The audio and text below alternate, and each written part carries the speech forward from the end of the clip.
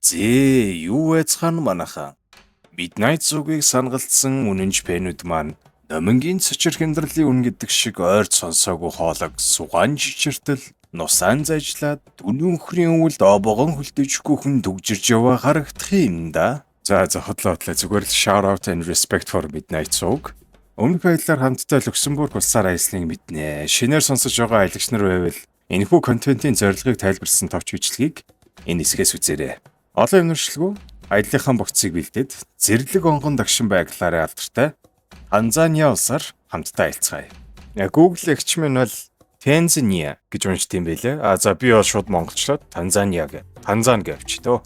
Elon Musk-ийн Starship-ээс харах боломж одоохондоо байх гэж Google дэлхийгээс тандвал Африк ТV-ийн энэ хэсгээс Танзан улсыг харж болно. Албан ёсоор бүгд найрамдах нэгдсэн Танзан улс нь зүүн Африкт хойд хэсэгтээ Кен, Уганда, баруун зүгт Руанди, Бурунди, бүгд найрамдах ардчилсан Конгос, өмнө зүгт нь Замби, Малави, Мозамбик гэд нийт 8 хөрш улстай хиллэн оршдог юм байна. Зүүн талаараа энэтхэгийн далаад гарцтайгаас гадна энэ оны 1 сарын байдлаар бараг л 70 саяула бөгөөд улсын нийслэл нь Додомохот улсын газар нутгийн хэмжээ нь 947 км². Энэ нь Монгол улсын нийт газар нутгийн 60%-ийг бүрдүүлэхүйц том газар нутгтай гэж манай Фоюк маань тооцжээ. За тэгвэл тус улсын түүхийг чадвал 1 минутанд базъя. Чулуун зэвсгийн хүний төрөл зүйл үүсэж ирснээс хойш мянган жилийн тэртээ анх Танзаны нутаг дэвсгэрт Хадзабе гэдэг нутгийн угуулууд амьдарч байжээ. Гэтэл одоогоос 2000 жилийн тэртээ Баанту хэлтнүүд нүүдэлж ирээд тэр тусмаа хөдөө аж ахуйн соёлыг нутагшуулсан тэр цагаас хойш 18 дугаар зуун хүргэсэн гэхээр бүр солиотой байгаа биз. За тэгээд 18 дугаар зуунд Оманы арабууд нь анхны нутгийн хүмүүсийг боолчилж колоничлын хүнд цаг үе эхэлжээ хөөрхий. 19 дугаар зууны сүүлээр германчууд тэгээд дэлхийн 1-р дайны дараа Британи улсад эзэлсэн байдаг юм байна. Хүнд хэцүү цаг үеэс хойш 1961 онтой золгоод Танганика улс нь Британий засаглалын доороос салахад 2 жилийн дараа зэрэгэлдээ Занзибар улс мөн адил тусгаар улс болж энэ хоёр маань 1964 онд нэгдснээр өнөөдрийг хүртэл бүгд найрамдах нэгдсэн Танзан улс гих тусгаар улсын статустай оршиж байна. Сонирхолтой нь юу вэ гэхлээр одоо хүртэл Хадзабе буюу анхны амьдарч байсан нутгийн угуул нь Эяси нуурны эргээр амьдардаг тийм л онгон дагшин байгаль болоод соёлыг агуулсан улсаар бид нар аялах гэж байна. Тэгвэл яаж энэ улс руу очих вэ гэхлээр ихэнх жуулчдын сонгодог зам бол онгоцоор нисэж очдог юм байна.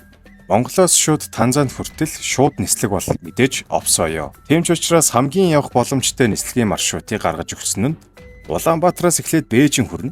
За тэндээсээ шууд Туркийн Стамбул хүртэл нисэж очоод Стамбулаас шууд Танзан руу явчт юм байна. За энэ зардал ойролцоогоор улирлаас хамаарат хамгийн багадаа $2100 буюу 7 сая гарантай болох нэ. Гэхдээ манайхаа энэ контентийг үзэж аялахад ердөө таны амьдралын 15-аас 20 минут болон датаал зарцуулагдана. Тийм болохоор 7 сая төгрөг хэмжснийхээ төлөө нэг л subscribe дараад өгөөрэй гэж. За 2 жороогоороо жороолоод эсвэл ундаг дугуугаараа явах боломжтой юу гэсэн чинь Фоюк маань за арайчтай өгшөө. Хэмнэлэхэд бас арай юу. Болоогүй машинаарч тэр, вагонорч тэр, усан онгоцоор. За ер нь л төв давмнсан аялалд бол эдтэй гэцүүдээ эсэд очичооч дээ гэж хариулж байна. Ер нь энэ улс руу аялуулцдаг хоншортой агентууд байна уу гэсэн чинь Skyscanner, Booking.com мэдээж. За тэгээ Expedia нар байх нэ. Дэлгэрэнгүй та хэд маань мэдээж өөрсдөө судал.com гэж байгаа шүү дээ. Монголоос бол Танзан руу аяллаа зууч агент байхгүй юм шиг байна. Байдаг бол та хэд комент хэсэгт санал болгоорой. Тухайн улсад дотоодын болон олон улсын гээд нийтдээ 58 нисэх буудал байдгаас жуулчдын хамгийн ихээр буудаг нь Dar es Salaam хотын Julius Nyerere гих гэцүү нэртэй олон улсын нисэх буудал юм гин.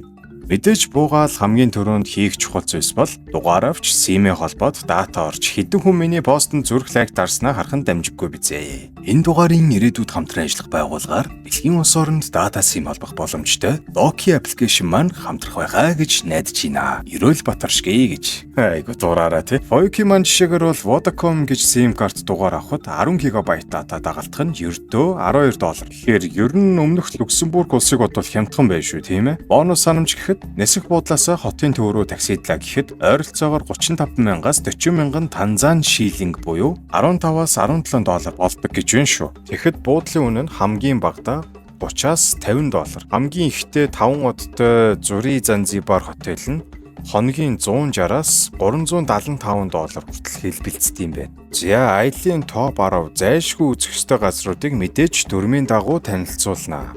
Ихтэн жил бүр 1.5 сая зэрлэг амьтад нүүдлэх Сергенти үндэсний паркийг заавал үзэх ёстой дэлхийн алдартай амьтдын хүрээлэнгиндээ. Эд байранд мэдээж Килиманжаро бол та сонсож л байсан бах. Африк твийн хамгийн өндөр уул руу гарахыг хүсэхгүй хэн байх вүлээ? Гуравт нь үзэсгэлэнт далайн эрэг, түүхэн чулуун тусган болон байгалийн сайхныг мэдэрч амрахыг хүсвэл мэдээж энэ төр мэддэг байсан юм шиг. Занзибарын арлууд гинэ. Дөрөвт нь ЮНЕСКОгийн дэлхийн үед бүртгэгдсэн бүрэн бүтэн галтуулын нэг байх нэ. Том тавгигддаг арслан, ирвэс, хэрс, заан, одос сүхрийн үлгийн нутаг юм бах өө. Тавт нь та заан тайртай.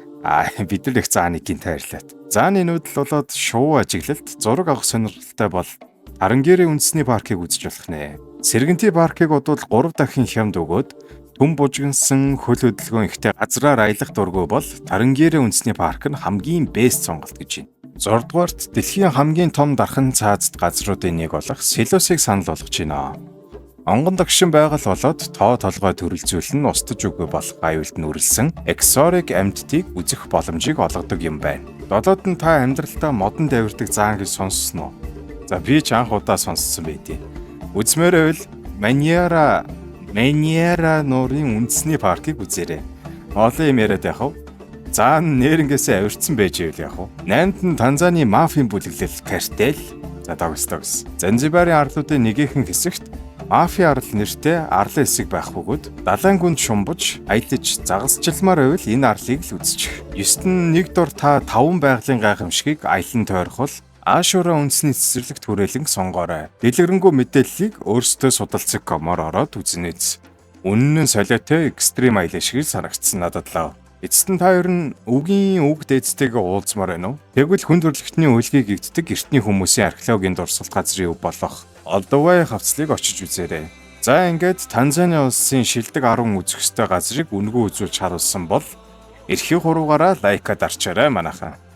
Гулгуулж оруулна гэдг нь л энэ багт. Энэ бэ фокус урсан юм уу? Бодтер биш ядаж надтай хамт цахимаар аялсан бол жинхнээсээ аялаад очисон хүмүүсийн сэтгэлдээ танилцъя. Нэгтэн зэрлэг байгалийн амьтдын хүрээлэн дээр тэр дундаа Сергентигээр аялсан хосуудын сэтгэлийг онцлоё.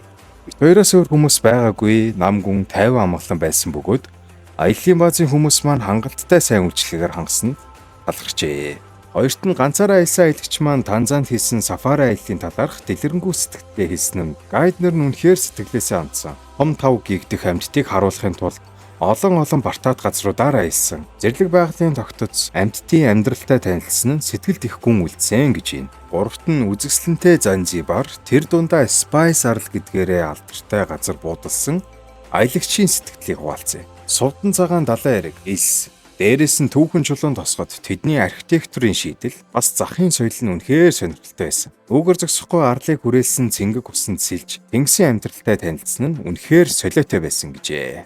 Одоо тэгвэл 3 сөрөг сэтгэлийг уншия. За нэг аялагч ингэж гомдлсон юм байна. Тохиролцоонд хүрсэн байсан хөт чинь гайд хийх зөвшөөрлгүй байснаасаа болж аяллахын төлөвлөгөө норж санхүү болон цаг хугацаагаар хохирсноо дурджээ.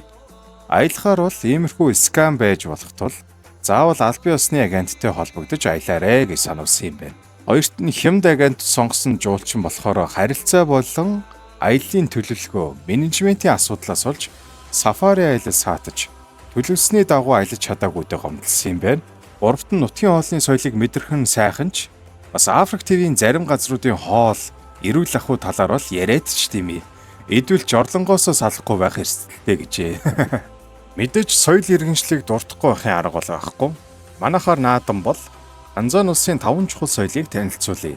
Нэгт нь Саути Зи Бусара арга хэмжээнд Занзибарын чулуун тусганд зохион байгуулагддаг Африк төв дундаа хамгийн өргөн хэмжээнд зохион байгуулагддаг хөгжмийн фестивал юм байна. Ихэвчлэн 2 дугаар сар зохион байгуулагдах бөгөөд Африкийн өнцөг булан бүрээс ирсэн олон зуун уран бүтээлчид задгай тайзан дээр балааг нь авдаг юм байна. За цаашлбал 2 дугаарт 7 эсвэл 8 сард болдго юм байна. Ширази буюу Персийн шинэ жилийг тэмдэглэдэг баяр юм байна. Занзибар хотод болох энэхүү баяраар нэгэн сонирхолтой ёс заншил байдаг нь гадил жимсний иштэй зохиомл тулааныг харуулах бөгөөд энэ нь маргаан үл ойлголцлыг шийдвэрлэх, шинэ оныг ус хонзонгүйгээр эхлүүлэхийг бэлэгддэм байна. Мэдээж баяр болсон хойно дунд чөмгөө дундаа хийж дураараа цэнхэх нь зүүн хэрэгэ. Гуравт нь Нгүү Мали гэгч соёлын онцлог нь уламжлалт бүжиг, хөгжим, орон нутгийн соёлоодыг харуулах бөгөөд олон төрлийн үзүүлбэрүүдийг харуулдаг юм байна. Утга учир нь хөдөө аж ахуйн улирал дуусныг тэмдэглэж буй нийгмийн эв нэгдлийг харуулсан соёл гин. Ер нь дуулаад бүжиглээл явчихмаар юм шүү дээ энэ ч одоо. За дөрөвдүгээрт Ваньямбо фестивал. За мэдээж л ойлгомжтой дуулж бүжиглэн ууж идэнэ. За ялгаа нь юу вэ гэхээр Дар es Salaam хоттой болдго юм байна. За тэгээд жуулчдын сонирхлыг их татахын зэрэгцээ жинхэнэ Танзани улсын уламжлалт соёлыг илүү харуулдгаараа онцлог юм байна бусад баяраасаа. За эцэст нь Swahili загварын 7 хоног гэж байна. Африкийн Виктория Секрет шоу юм уу да? Ер нь орчин үеийн соёл гэхдээ зүүн Африк дотор хамгийн том загварын арга хэмжээ гинэ. Танзани, Swahili дизайнерууд нэгд ор цуглаж орчин үеийн Танзаны соёл, нэхмэл эдлийн уламжлалт үндэс суурийг харуулсан гайхалтай шоу нь Дар es Salaam хотын 12 сард 7 хоног бутаа авдаг юм байна да. Энэ дугаарын хүнсний спонсор байгууллагаар би өөрөө орж ийнө.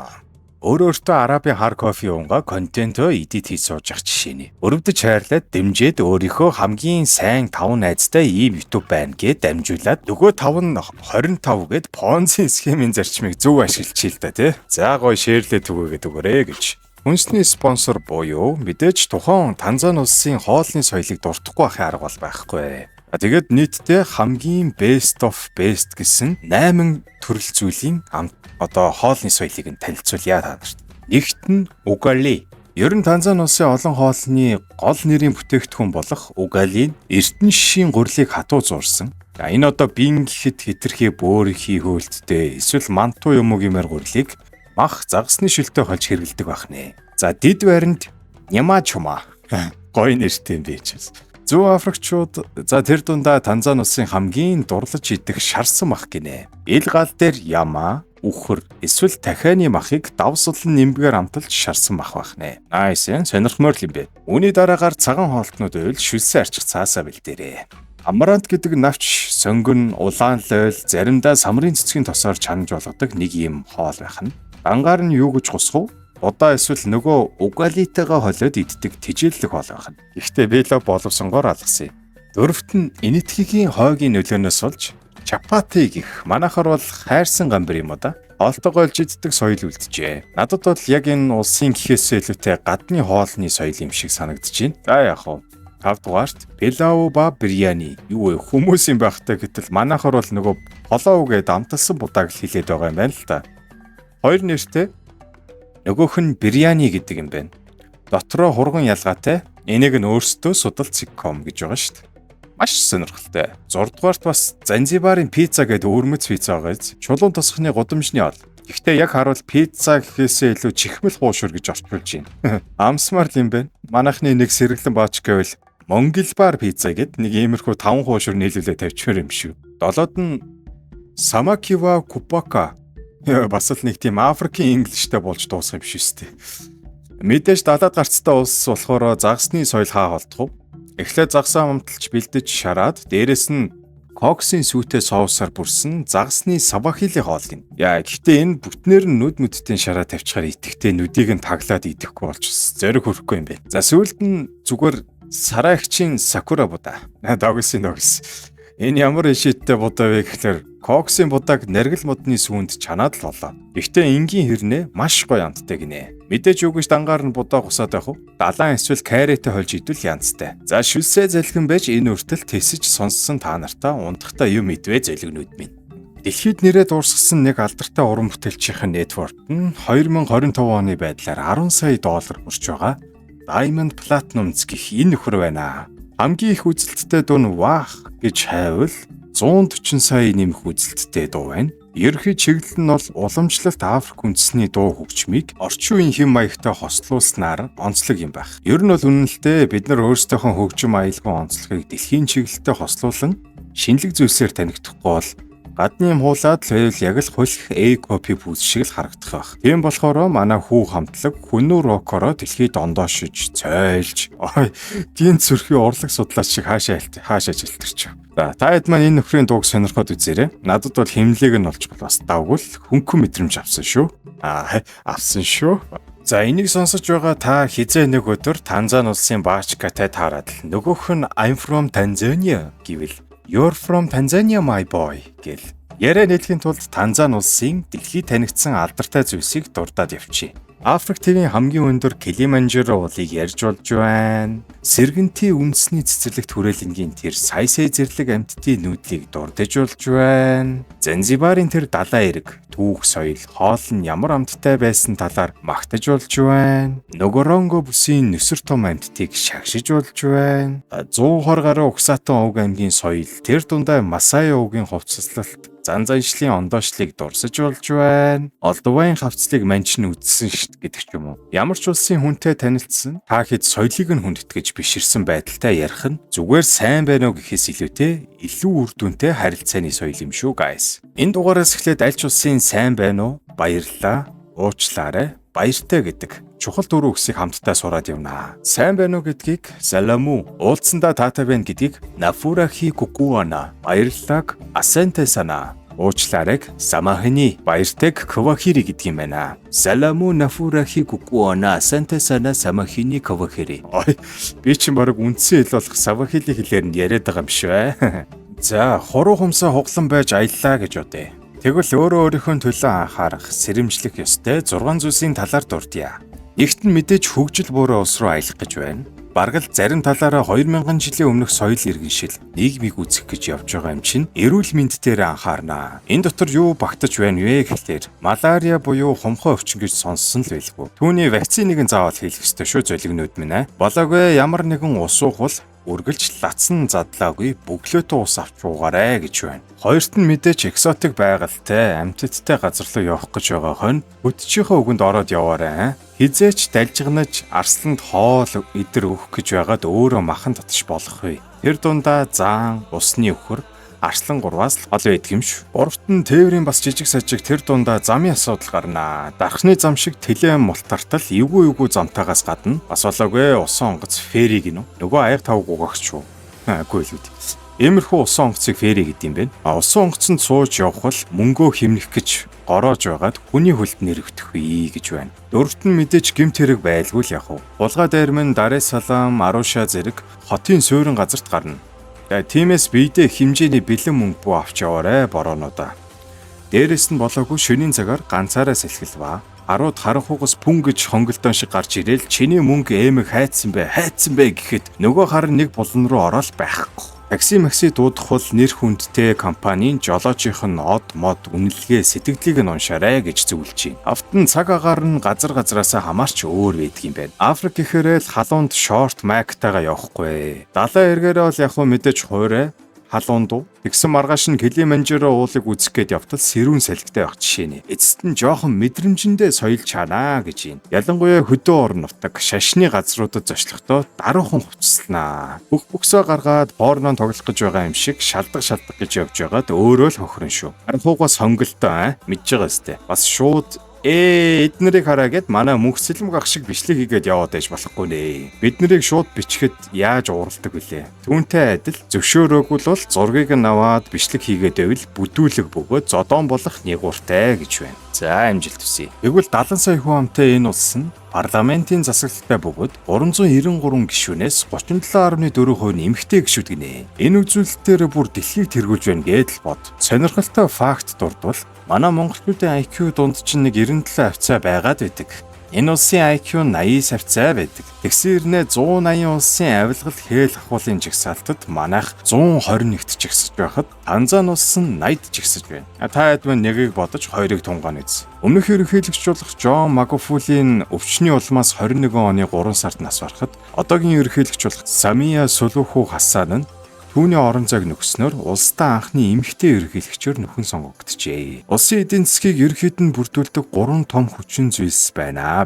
Улсын эдийн засгийн суурь болох хөдөө аж ахуйн салбар нь улсынхаа 27.7%-ийг бүрдүүлдэг бол эрчимтэй өсөж буй аялал жуулчлалын салбар төсвийнхөө 36.8%-ийг бүрдүүлээд үлдсэн 29.4%-ийг үйлдвэрлэл болон уул уурхайн салбараараа бүрдүүлдэг бахнэ. Улсын 1 жилийн төсвийн тодтгол нь 49.3 их найд Танзан шиллинг. За энэ нь Монгол төгрөгөөр бол бараг 70 их найд төгрөг байна. 70 сая хүн амтай улсад л ийм хэмжээний төсөв жилдээ тодтогч байхад 3.5 сая хүн амтай манай улсад сая 28 их найдыг батлах гэж чичрээд байсан гэхээр бас л дээгүүр бол чичирч чичгэнж яаж дайрсныг харж олж байгааз. Ийм тоо ер нь та сонсож байсан уу? Нөгөө тооны машин дээр алдаа заадаг тоо гэдэг шиг нэг их найд нь дотроо 999 мянган тэрбум төгрөг байна гэж ойлгочих. Улс төрчид яг уу энэ улсаар цахимаар аялсан миний сэтгэл бол 10-аас 7 байлаа.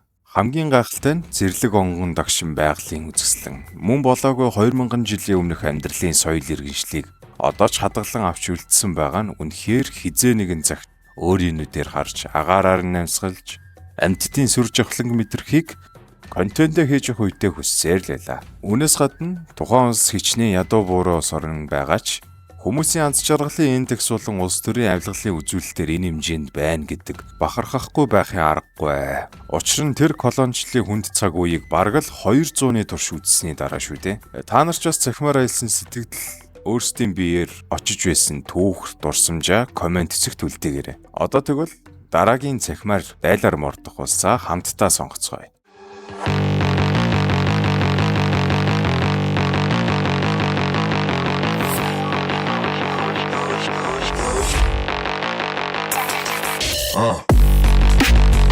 Вау, за энэ чинь Скандинавийн орнуудын нэг баха. Миний ганц мэдэх зүйл бол хойгийн туяаг очиж үздэг улс байх гэж бодож байна.